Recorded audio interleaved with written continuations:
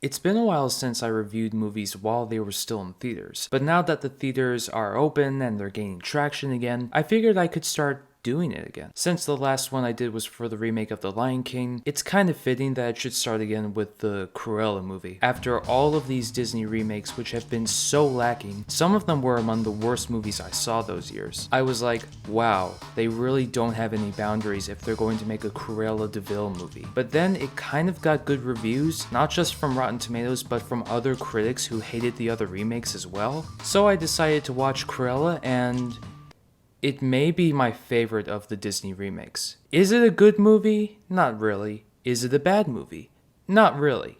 Let me explain. If you watch it, you can tell that the filmmakers were able to do a lot more stuff creatively and even artistically than the filmmakers on the other remakes. The director is the same guy who did I, Tonya, and so the movie is incredibly energetic, very stylized, and filled with a great soundtrack. So many great songs. There's also some really eye-catching cinematography. In particular, there are a couple of scenes which feature these really good-looking tracking shots that are right out of Goodfellas. The costumes are great as well, and the story itself is so different and dark for a Disney movie that I was actually kind of on board with it. But really, the biggest highlight of the film are the performances. One of my biggest issues with the Disney remakes has always been the acting, because it feels like since the characters are already so iconic, the actors don't take the time or the energy to invest themselves and make the characters their own. That's not the case here. Emma Stone and Emma Thompson in particular take the material and just run with it. They're both so entertaining, and they do a great job of investing you into the story and the drama, even when it's mediocre, which we'll get into.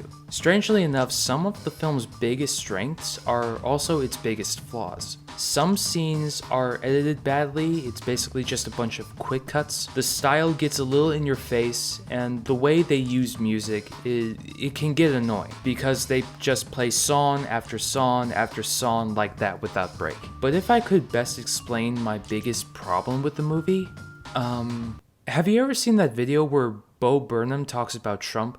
Oh, it's Donald Trump. Are we forgetting that, I'll never get over that. I'll never get over that it's Donald Trump.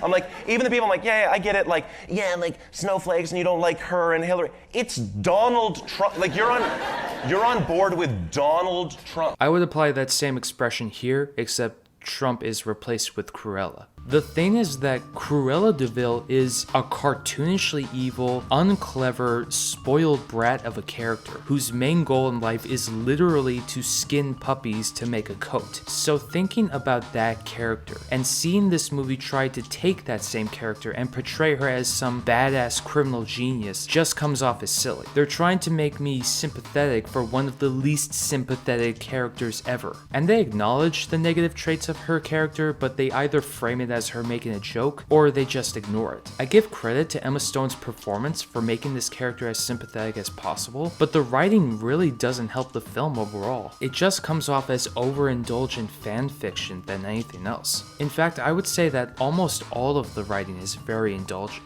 This movie is nearly 2.5 hours long, and it really doesn't need to be, especially when all the character arcs and plot beats are so predictable. Not to mention some pretty bad narration, even in moments where it isn't necessary. Cruella's narrating bad dialogue like, "There are 5 stages of grief, but I have a 6.